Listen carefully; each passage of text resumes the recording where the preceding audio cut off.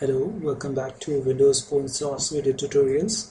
This is Shadrupan at Karthik Raghubati, and as decided, we'll be taking you on a tour of Windows Phone 7 development.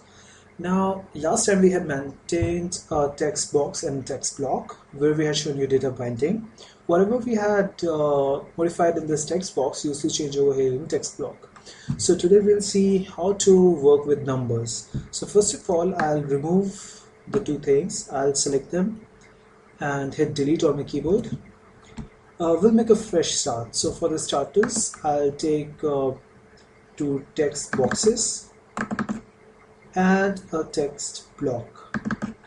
So what I'll do is I'll enter a number in this, I'll enter a number in this text box, and the result of the addition will be displayed in this text block. To make this application a bit user friendly, I'll add a button to it, and we'll call this button a button. To do these kind of things, either I could change the properties. I'll come to the properties menu, I'll go to the content, and I'll change this content to add.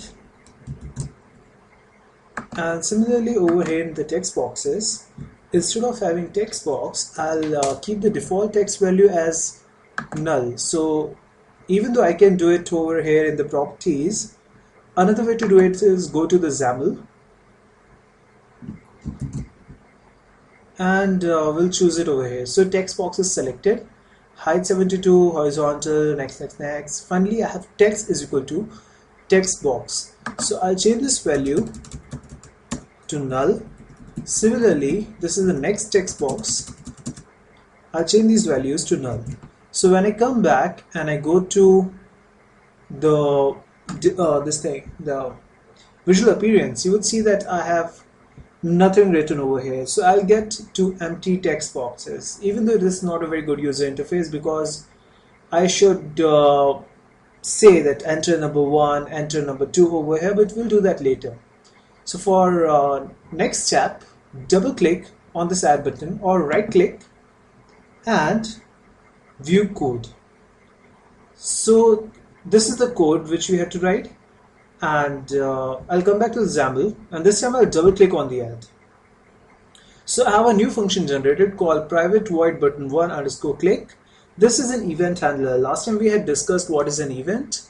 Event is anything that happens. An event handler is a function that runs when this event happens. So we'll go back to the XAML and notice that this is a text box. So it will contain a string or some kind of text, while we have to add two numbers and not two text, right? So what we'll do is we'll convert this text into a number. So to have two numbers, I'll take num1, num2 and result. So I'll have num1. I want this num1 to contain the number which is stored in the text box 1. So I'll go to text box 1 and save its text into num1. Now you would see that we have a red line under this text which says cannot implicitly convert type string into an int. That is because this is a text, while addition can be done only on numbers. So we'll pass this input into a number. So error goes clear, and whatever is inside text box 1 will be given to num1 as a number.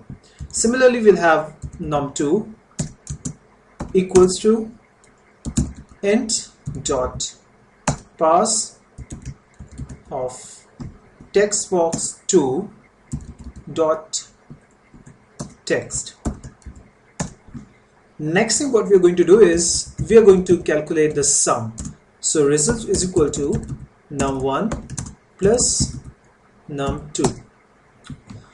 After we are done with this, we should make sure that we also change the text in the text block. So text block 1 dot text is equal to result.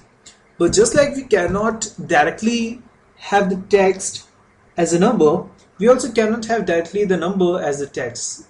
You would see that this error shows cannot implicitly convert type int into the string. That's why we'll convert this into a string. Result dot to string. This is a function that explicitly converts the number or absolutely anything into a text. So the text block 1.text is equal to result converted to a string. After this, we'll debug this application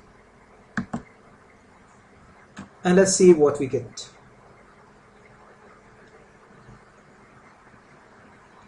So I have this text box over here. I'll enter 43 and over here I'll add 10 to it. So the result should be 53. So when I come over here and click on add, the result is 53. So you saw how to take the input from the user and convert it into numbers. So you can go on, add a new button for subtraction, another button for multiplication and division and so on. But we have forgotten to take into account a very important situation. As you know, or as you see rather, we are working with numbers over here. This text is passed into a number. So it is safe to assume that compiler is expecting a number.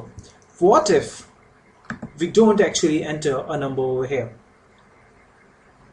So I'll enter G over here and second input I'll keep valid, let's say 4. So G plus 4 gives me an exception and it says that format exception was unhandled. That's why you should always remember to handle any kind of possible exceptions. For example, here we had data type mismatch exception. So I'll come over here and to handle the exceptions we should use try catch block. So I'll have a try. That is, before running the code we should try it, and in case there is any kind of exception we'll catch it. Exception. Okay, the exception is E with capital E. So this is a very generalized catch block where any kind of exception can be handled. So this is an exception E. Now I can do two things. Either I can display the message that is in the catch box, or I can say text block 1 dot text equals to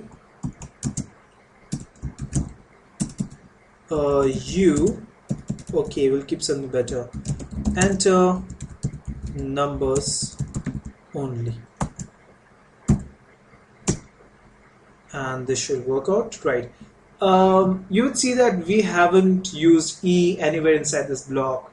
So what I'll do is I'll go forth, I'll delete this whole thing. Even a catch block without any argument will work absolutely fine.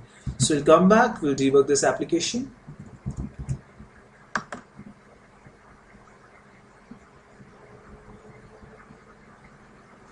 This time I'll enter T and let's say a valid number 22.